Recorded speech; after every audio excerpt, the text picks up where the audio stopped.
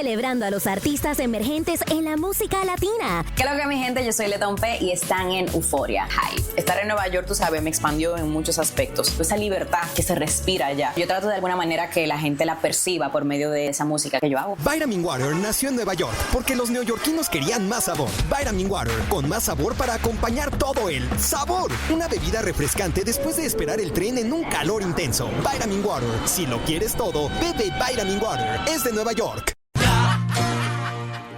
A esta hora de la mañana, las conversaciones que están marcando la actualidad en Cuatro Cabezas. Estamos en medio de la discusión por el presupuesto de la República y bueno, hay polémica en educación y polémica en salud también. Para conversar de eso estamos con Ana María Arriagada, presidenta del Colegio Médico. Ana María, muy buenos días, gracias por recibir este llamado. Buenos días, Quique, a ti y a los auditores. Oye, a ver, vamos explicando qué está ocurriendo, porque aquí uno se pierde, hay tantas discusiones respecto al presupuesto y no son discusiones fáciles de saber. Se habla de cifras que son magnitudes que no son abordables para cualquier persona común y corriente, miles de millones. A ver, cuéntanos, ¿qué está pasando en salud? En salud están pasando, yo diría, como tres cosas. Primero, en lo como primario o más urgente, los hospitales están teniendo muchísima dificultad porque no tienen recursos para el funcionamiento del hospital, para contratar los diferentes servicios que necesitan, de todo tipo, humanos, prótesis, insumos, en fin, y tienen muchos problemas hoy para llegar a fin de año. Eso es algo que pasa todos los años y por eso salto al segundo problema, Quique, que tiene que ver con la forma en que se asigna el presupuesto en salud, que tiende a siempre ser estrecho. Eso tiene costos para un país como el nuestro y tiene costos incluso en el mundo desarrollado para países como Inglaterra, que hoy están pagando un poco y están volviendo a tratar de inyectarle más recursos al sistema.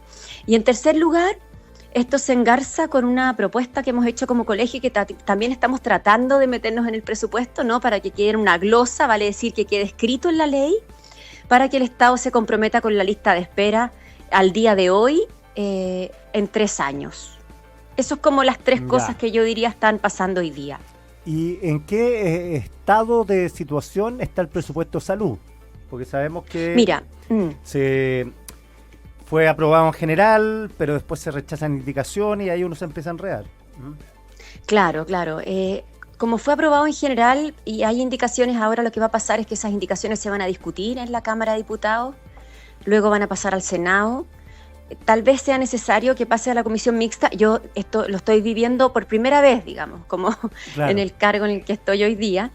Y en el fondo estas discusiones, de alguna manera, aunque no sean admisibles, porque todos entendemos que el único que puede poner más recursos es el Ejecutivo, lo que pasa es que la Cámara es forzada un poco a discutir y a evaluar. Y el Ejecutivo, en el fondo, de alguna manera hace un juego que es como dejarse convencer si es necesario expandir algún presupuesto, o si es necesario ofrecer algo más, o si es necesario modificar algo, para que entonces, en este juego, ¿no?, de diálogo, finalmente el Legislativo acepte el presupuesto. Y esto con plazos, por lo tanto, son como sesiones bien como extenuantes, porque a fines de noviembre tiene que estar esto aprobado y presentado al presidente de la República para su firma. Entonces, nosotros, por ejemplo, ingresamos nuestra indicación de listas de espera, sabemos que involucra más recursos, por lo tanto es inadmisible, pero ya al ser discutida se abre un espacio de negociación, ¿te fijas? Porque nosotros lo que estamos diciendo además no es solamente queremos más recursos para lista de espera, sino que estamos también ofreciendo un espacio de gestión y un espacio además de mirar la eficiencia con la que esos recursos se asignan. Eso es muy importante, Ana María, porque siempre viene la discusión acá si es mucha o poca plata y si esa plata está siendo bien usada o no. ¿Cuál es tu visión de mejoras en la gestión y en la eficiencia de los recursos? Yo creo que siempre hay bolsillos de ineficiencia que se pueden mejorar, sin duda. Y si uno hace como un mapeo, que lo hizo la ministra de Salud cuando presentó el presupuesto en la subcomisión mixta, ella presentó varios cuadros que mostraban los desempeños de los servicios de salud en gráficos. Y la verdad es que al menos la mitad de los servicios estaban en zonas de mayor productividad y con mayor gasto. O mayor gasto asociado a mayor complejidad de los casos, ¿te fijas? Que son sitios como virtuosos en el fondo, que tú demuestres que efectivamente estás gastando más porque estás produciendo más o que estás gastando más porque te llegan pacientes más complejos. Entonces, en ese mapeo, obviamente, hay servicios de salud que deben ser apoyados y que deben ser vigilados más de cerca. Nosotros hemos dicho por eso que hay espacios para mejorar la gestión y solamente por citarle un ejemplo, hay una instancia que se hizo en este último año que es facilitar y poner en marcha en el fondo como centros que agilizan el funcionamiento de los pabellones, que se llaman CRR. Estos se montaron primero en forma piloto, hoy hay como 25 CRR en todo el país, han demostrado claramente bajar los tiempos de espera. Sin embargo, son casi sin recursos, son pura gestión. Es poner un jefe o una jefa que tenga un gran como arrastre de alguna manera, un fuerte liderazgo, es hacer un mapeo, ¿cierto?, de los tiempos que se demora un pabellón y un pabellón entre otros, es facilitar en el fondo que haya recurso humano y que haya insumos. Sin embargo, esa estrategia que es pura gestión, Quique, casi sin recursos, finalmente redunda en que tú necesitas más recursos, ¿te fijas? Porque produces más.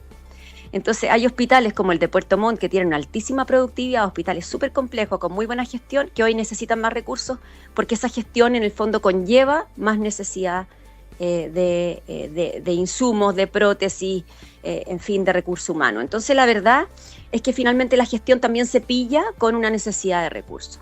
Y nosotros lo que hemos dicho es que el sistema necesita una inyección de recursos, y por supuesto de la mano de una potente gestión que en el sistema público es una obligación, yo diría, ética. Bueno, al final siempre, Ana María, los liderazgos son clave en las mejoras de las políticas públicas, o sea, personas bien instaladas que tengan la voluntad de hacer las cosas bien, ayudan mucho. Oye, hay un tema, como tú mencionabas, es una discusión en todo el mundo, los presupuestos de salud, sobre todo con una población que se está envejeciendo más, aparecen las pandemias, otras enfermedades.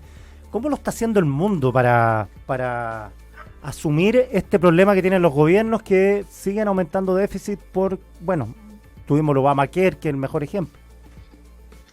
Bueno, mira, recién ahora, el 8 de noviembre, el jueves pasado, viernes, apareció una editorial en el Lancet, que es una revista de Inglaterra, de las más importantes del mundo. En esa editorial ellos dicen cómo el NHS, el sistema británico, sufrió 10 años de gobiernos conservadores que restringieron su presupuesto, y lo que se ve en el tiempo, en estos 10 años, del 2010 al 2024, 14 años, es que eso impactó en aumento de las listas de espera, menor expectativa de vida y insatisfacción usuaria. Hoy día el sistema está volviendo a ponerse al día, luego de haber caído como un 23% menos de presupuesto tienen que el resto de los países de la Unión Europea. Entonces la verdad es que ellos dicen hoy día, el NHS, ¿hay que reformarlo? No, hay que ponerle más plata, hay que ponerle más recursos. Entonces nosotros estamos obviamente bastante más atrás que el sistema inglés, hemos sido bien críticos de ese sistema, siempre pensando que era un tema de poca gestión, sin mirar el panorama y compararlo con otros países de la Unión Europea, porque tú tienes razón, cada vez cuidarnos cuesta más. Y de hecho los hospitales van como estrechando las camas. Cuando tú tienes un hospital nuevo, no es que aumenten diametralmente la cantidad de camas, está pensado para atender, ojalá cada vez a menos personas, pero más complejas. Entonces son hospitales que se hacen más complejos y más críticos, pero que empiezan a descansar en otro tipo de formas, por ejemplo, hospitalización domiciliaria, pensando en que los que vamos a ocupar el hospital en unos años más probablemente tenemos que estar pocos días en el hospital y más bien vamos a tener enfermedades crónicas, o vamos a estar más viejos, en fin, vamos a estar mejor cuidados en la casa tal vez. Entonces se está cambiando un modelo como más comunitario en todo sentido, ¿cierto? Pensando en que nosotros vamos a ser una población envejecida, pero no vamos a estar permanentemente dentro de un hospital, digamos, claro, en que habrá que cuidarnos. Entonces, la salud ha ido migrando una cosa compleja. Cada vez, si usted mira aquí que una receta que le daban a usted por tener una faringitis hoy día o hace 15 años, probablemente usted no reconoce ni la mitad de los fármacos que le dan, le están dando un montón de cosas que usted no conocía, le hacen exámenes que usted tampoco se hacían antes, o sea, todo por nombrar una patología simple como una amigdalitis, hoy implica recursos, uso de distintas maneras de diagnosticar, mucho más precisas, pero también mucho más caras para todo el sistema. Entonces, obviamente en el mundo el desafío es cómo enfrentar eso, y hay que enfrentarlo, por supuesto, con mayor gestión y con un uso adecuado de los recursos, pero también implica más recursos. Y por eso nosotros hemos levantado y queremos seguir en eso, digamos.